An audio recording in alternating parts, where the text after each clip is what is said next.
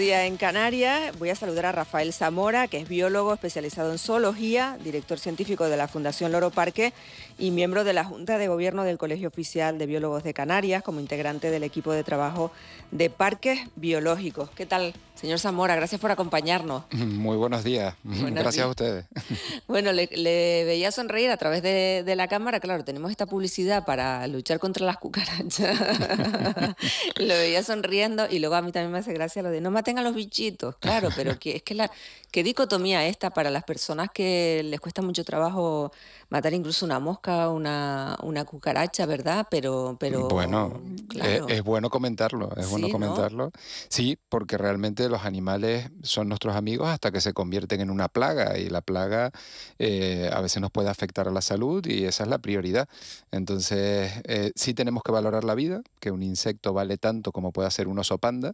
A veces de eso no nos damos cuenta, es importante, pero cuando afecta ya a la supervivencia humana y tener problemas, ahí hay que actuar porque no queda más remedio. Y eso es la biología, ¿no? La vida y Claro. la muerte están Está juntas. siempre ahí, hay que pensar en eso, ¿no? Cuando vayamos a matar la cucaracha, pensar que no nos queda más remedio que matarla. Sí, Entonces, nos podemos enfermar fácilmente, nuestros animales, nuestras mascotas, con quien convivimos, incluso lo que comemos puede estar contaminado por estas plagas. Y cuando vamos a la selva, a veces que nos tocan proyectos en donde hablamos con los indígenas, nos dicen, claro, es que aquí no podemos parar los mosquitos, no podemos parar lo que nos rodea, y lo que hacemos es mantenerlo a raya fuera del poblado. Lo mismo hacemos en las ciudades, en nuestra jaula protectora, donde estamos a salvo, ¿no? de enfermedades graves. claro, bueno, pues pensaremos en eso cuando nos dé el remordimiento, el sentimiento de culpa por matar un mosquito, una mosca, una cucaracha, al que le ocurra, al que le da igual y incluso sonríe, lo pasa bien, pues mira, ahí también tienen ese recurso.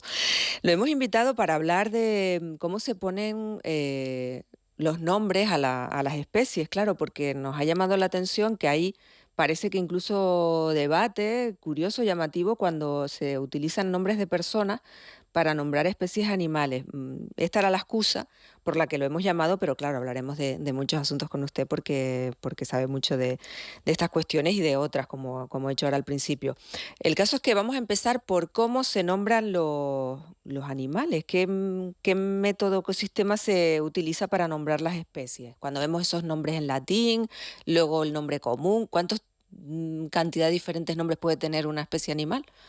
Bueno, la nomenclatura que utilizamos la venimos utilizando desde que alguien se preocupó en darle nombre a las especies que nos rodean, y ahí estamos hablando de animales, de plantas, de todo, ¿no? Ahí el señor Linneo, que era un médico, ¿Mm? se interesó mucho por la botánica y se dio cuenta de que hacía falta un nombre universal. Entonces se le dieron, vamos a decir, nombre y apellido. Lo voy a explicar muy llanamente porque los espinajos latinos son a veces complicados y le huimos, ¿no? Mm. Pero es interesante porque el nombre es lo que da el género a la especie, el nombre, y el apellido es la especie en sí. Que sea universal es muy importante. Les diría que en mi día a día, desde hace muchos años, más de 30 años, trabajo con nombres científicos con personas de todo el mundo y da una fluidez para poder trabajar que es imprescindible. Y simplemente hay que verlo así. Con los habitantes que van en esta nave en donde estamos, en el planeta Tierra, es bonito conocer todo lo que nos rodea. O sea, yo miro ahora por la ventana aquí en los estudios y veo pues los laureles de India, pues tienen un nombre científico y ese nombre científico me va a permitir saltarme los cambios que hayan en todas partes del mundo. Un alemán le va a dar un nombre, un inglés le va a dar otro, y hay veces que no coinciden para nada en una traducción, sino que le han dado un nombre. Y con las especies que están en Sudamérica, por ejemplo, pasa mucho que el nombre en español, el nombre hispano, no coincide para nada con el lenguaje de los indígenas o el lenguaje tupí inicial en Brasil o en partes del norte de Sudamérica, que es muy interesante que le dan nombres que son hispanos, ¿Mm? están en castellano, pero describen muy bien la especie y no tiene nada que ver con lo que se han nombrado los científicos en Europa. Por eso el nombre científico hay que respetarlo y es una herramienta muy, muy útil, Mm. mucho. Díganos un ejemplo de esa diferencia de nomenclatura, yo qué sé, un pájaro que Vamos a nosotros... uno fácil, vamos a ir a Venga, un perro venga, que lo vemos aquí en Santa Cruz y en las islas vemos muchos, ¿no? venga. Y nos definen mucho como las Islas Canarias, que son los canes. Bueno, pues un perro en inglés es dog, en alemán es Hund, no tienen nada que ver. ¿Mm? En portugués, cao o cachorro. No es igual, o chien en francés. Y Canis familiaris es el nombre científico, ¿no? Ese nombre, que al escribirlo lo ponemos en letra cursiva para diferenciarlo del resto del idioma, nos permite, pues eso, hablar con cualquier científico o escribirnos, identificarlo muy, muy rápido, sin perder tiempo en saber, ay, no me acuerdo cómo se decía. Y se complica más si te digo un nombre, te puedo decir Eclectus roratus, que es un loro que está en Oceanía. Pues claro, ese E del papagayo en alemán o en inglés es el Eclectus parrot, ese se parece un poquito más. Pero claro, el nombre científico es lo que permite que nos comuniquemos bien entre los que trabajamos en este tema, ¿no? Mm. Así que está habituado, por lo tanto, a esos nombres científicos en latín. ¿Cuál es el que más suele utilizar por su trabajo? ¿Cuál es el que tiene así más? Puf, ahora mismo estaba pensándolo cuando venía en el coche y iba pensando, digo, ¿con cuántos nombres trabajamos el equipo de Claro. biólogos y de veterinarios de la fundación, ¿no? Que trabajamos también con proyectos en todo el mundo y estaba valorando unos 1.500 nombres en latín habituales que utilizamos, porque en el Uf. parque trabajamos con plantas, eso tiene un comité, una comisión internacional para definir el nombre de las plantas cuando se van a identificar, también para las bacterias. Trabajamos con un laboratorio que tenemos 3 biólogas trabajando allí, una doctora internacional, y los nombres de las bacterias, de los hongos, también van en latín. Y solo con especies trabajamos con más de 500 especies en total, con invertebrados y todo, a diario. Y ya cuando hablo con los proyectos en la naturaleza, hablamos de toda la botánica que rodea a los animales, que nos permite pues conocerlos realmente bien, porque cuando salvamos una especie o tratamos de trabajar con esa especie, tenemos que conocer todo el bioma, que es todo lo que les rodea. Entonces, es apasionante y cuando empecé el latín en el instituto aquí en Santa Cruz, ya pensaba que me iba a ser muy útil, y un científico alemán hace muchos años, en el 2004, que conocí en Chemnitz, en Alemania, él escribía todos los nombres latinos y la fecha en la que se había tropezado con ellos, en la naturaleza o bajo cuidado humano. Estábamos en una exhibición que habían 30 y tantos mil pájaros y me dijo, dice, esto es importante porque vas a tener una referencia, en un señor mayor, Mm. vas a tener una referencia y vas a conocer un amigo que tiene distintas caras, pero es como las familias, ¿no? Y eso te va a ayudar mucho a no aprenderte qué significa el nombre, sino a ese amigo, a esa persona que vive contigo en la naturaleza. Creo que me sirvió mucho Sí, y sí, porque ahora los absorbo muy rápido. como mnemotecnia, ¿no? Sí, sí, sí. Es muy agradable no tener que forzar el aprendizaje, sino que te entra solo y en la conversación fluida diaria con biólogos, pues nace de las dos partes y es muy, muy, muy agradable. Bueno, 1500, casi con eso puedes hablar otro idioma, defenderte perfectamente. O sea, ¿tú cuántos idiomas hablas, Bueno, Rafael? que maneja ahora a diario, el inglés, el alemán y el español son los que estoy todo el día utilizando, pero luego en francés, italiano y portugués lo utilizamos mucho, aunque no lo hable fluido, tengo que comprenderlo. Ahora estamos en unas reuniones a diario con Brasil y ahí está en portugués y yo prefiero que no utilicen traducción y ellos prefieren que yo hable en español directo porque me entienden mejor. Los idiomas se parecen muchísimo. Sí. Entonces, inevitablemente en ese tipo de reuniones técnicas, el latín tiene que estar, el nombre científico tiene que estar, y ya te digo que avanzamos muy rápido, vamos corriendo porque sabemos de lo que estamos hablando. Ujú. Claro, hay un oyente que nos comenta, una cosa es la especie, otra cosa es la raza. Por ejemplo, en los perros, si es Canis pero si luego quieres determinar una raza de perro en concreto, ¿cómo lo dirías? Bueno, las razas hay que sabérselas, son diferentes, están creadas ya por el hombre. ¿También en latín?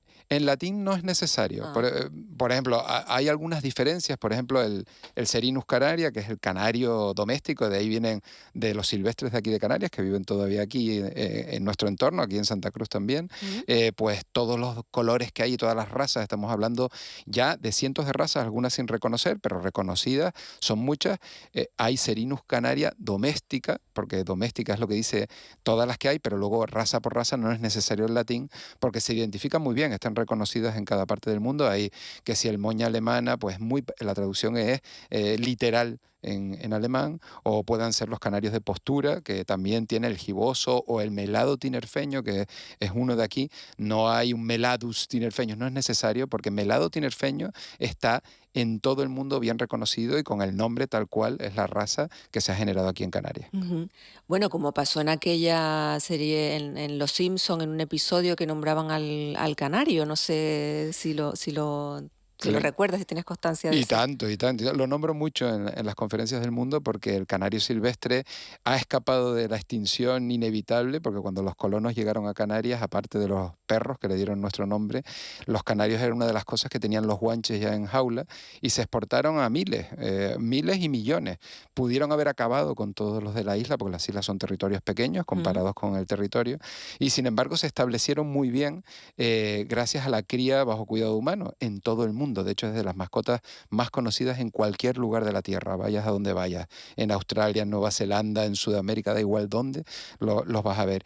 Y el capítulo de Los Simpson nos pone en el mapa las Islas Canarias, mm. porque los norteamericanos ni se crean que saben muy bien dónde están las Islas Canarias. Y ese capítulo en concreto abren una jaulita y el pajarito amarillo, que no son los que están aquí, y fuera de la jaula, en ese vestido amarillo iba a sobrevivir poco tiempo, pero lo posiciona a nosotros en el mapa de una manera muy gráfica y la verdad que atractiva y interesante. Sí, desde luego que curioso.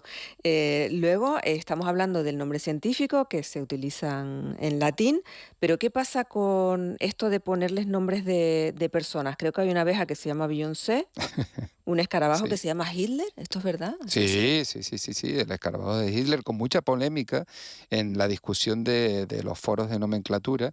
De hecho, a veces la quieren erradicar, pero claro, todo esto depende mucho del concepto y de quien le pone el nombre, ¿no? Cuando se le pone el nombre a una especie es porque algo está de moda, en este caso el de Hitler, tiene que ver porque en 1933 ascendía al poder, todavía no había ocurrido ninguna desgracia real, Mm. y es, Sí, porque fue elegido democráticamente, hay que recordarlo. sí, ahí se puede hacer poco porque el investigador algo le impulsó bueno, a expresarlo de esa manera y a darle ese nombre. Me imagino que por la moda en el momento. Mm. A veces el nombre de filántropos o de sponsor o de gente que realmente ha inculcado que se defienda una especie.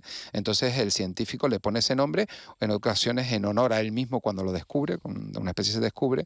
Y es verdad que los cambios a veces son muy complicados porque es como si ahora el escarabajo, el coche de Sí. la marca de todos conocida, si ahora lo fuéramos a cambiar, que también procede de cuando el dictador después quiso en un principio poner un coche, el coche del pueblo para todo el mundo. En todas las partes del mundo el Beetle, el escarabajo, es el nombre normal para ese coche y que sigue todavía con una... no tendría sentido decir ahora que no se le llame el escarabajo porque viene del origen que viene, ¿no? No tiene mucho sentido. Para la nomenclatura científica es un auténtico adebacle cada vez que ponen sinónimos o se cambia un género. El género, que es el nombre, el que va en primera posición, Mm. define una especie. Ahí tiene sentido, bueno, define un grupo de animales y luego la especie. Ahí sí tiene sentido a lo mejor hacer una sinonimia, pero cambiar la especie completa pues es complejo en el tiempo porque causa un problemón enorme para la gente que ya lo identificada con ese nombre y apellido. Ujú. El caso es que, bueno, que siempre genera interés este asunto, porque para los que no estamos familiarizados nos llama mucho la atención. Hay un mensaje que me dice que hay algunos graciosos como el de la urraca, que es pica pica, pero esto es en latín así, pica pica. Pica, pica, sí, la urraca común europea, que es blanca y negra, además muy simpática porque tal cual lo conocemos, que busca para poner en su nido, roba todo lo que brilla, igual que los cuervos de aquí de Canarias, que si tienen una oportunidad van a pillar todo lo metálico, todo lo llamativo para ponerlo en un escondite, pues pica, pica seguramente viene por ahí, porque son animales que están picoteando todo el tiempo y juegan con las herramientas. De hecho, las urracas, todos los córvidos, son capaces de utilizar herramientas y eso lo hacen con su pico. ¿Y por qué tienen esa atracción por lo brillante? ¿Qué utilidad tiene en la naturaleza robar, entre comillas, esos elementos? Esto es un misterio. Yo en el Hierro conozco un cuervo que durante años estuvo metiendo hasta corbatas en un bloque de cemento. Lo descubrimos por casualidad una tarde porque veíamos al cuervo, era un cuervo que lo atendían, lo habían salvado, una familia lo había salvado, y iba con nuestros perros, ¿no? por la zona del Tamaduste, y veíamos que metía cosas y cosas y cosas, y descubrieron un auténtico botín. Todas las monedas que caían en los restaurantes las cargaba, las metía en su buche y las ponía ahí. En ocasiones tiene que ver con el cortejo, para atraer a la hembra. Hay pájaros en Australia que lo hacen. El misterio realmente de los cuervos es como si fuera un botín, algo atractivo. Ellos son bastante inteligentes y lo que hacen es llamar la atención Es la de dote, ¿no? su... Dice, mira qué dote exacto, tengo. exacto. Soy capaz de hacerte esto por ti. Es algo así. Y luego, en cuanto a nombres, aquí en Canarias, ¿cuál destacarías? No sé, que te llame la atención, Rafael, de especies canarias, de su nombre en latín, que sea poco conocido por el común de los mortales, por la población canaria. O sea, hay muchos muy bonitos. El del cuervo que nombrábamos, Corvus corax. Ah, qué bien Corvus suena, ¿no? ya te lo dice todo, ¿no? Es llamativo. Y después hay muchos otros que lo interesante es que nombren a la persona que hay Bertelotti, al que lo descubrió. Ahí tenemos el pájaro caminero, que lo encontramos desde la costa de las islas hasta el Pico del Teide. En la parte del Pico del Teide yo he visto un caminero, Antus Bertelotti, lo hemos visto ahí. Y eso es llamativo porque, bueno, cuando alguien lo descubre, le ponen un nombre por su descubridor o el científico que apostó por él, pues queda en el tiempo. Y eso es bonito también, igual que pueden haber connotaciones negativas, que podemos buscarlas de cualquier sitio, porque no todo el mundo lleva la misma trayectoria desde que se Claro, nombra hasta que uno va tal. evolucionando a veces a peor. Es un legado, sí, pero no siempre. Y Claro. las familias no tienen culpa a veces de sus apellidos porque no tienen ni las mismas ideologías ni nada. Entonces, la historia de un nombre, la historia de una estatua o la historia de una calle, imagínense cuando nos cambian los callejeros, lo problemático que es para todos los que viven en un sitio acostumbrarse a una Y nueva tanto, calle. y No te tanto. acuerdas. Entonces, a veces la historia lo que hay es que contarla bien, de forma didáctica y de forma amena, para que la gente entienda el porqué y, bueno, entender las connotaciones positivas y negativas. Y yo creo que es una forma más sensata de intentar cambiar los nombres. Ujú. Ya para terminar, claro, este programa se llama La Alpispa, no sé si le pongo en un Sí. aprieto con este pajarito.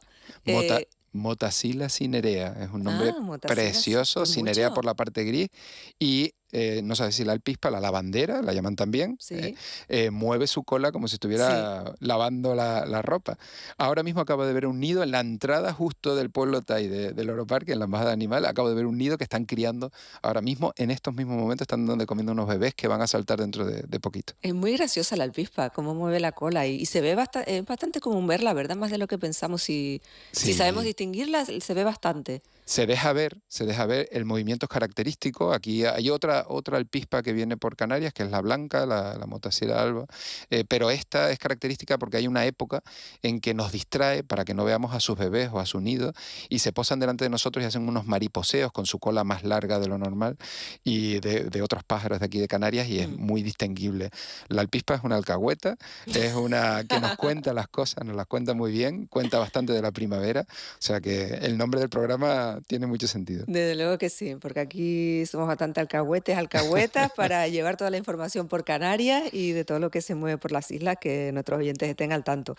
Rafael Zamora, biólogo especializado en zoología, director científico de la Fundación Loro Parque, miembro de la Junta de Gobierno del Colegio Oficial de Biólogos de Canarias, como integrante del equipo de trabajo de parques biológicos.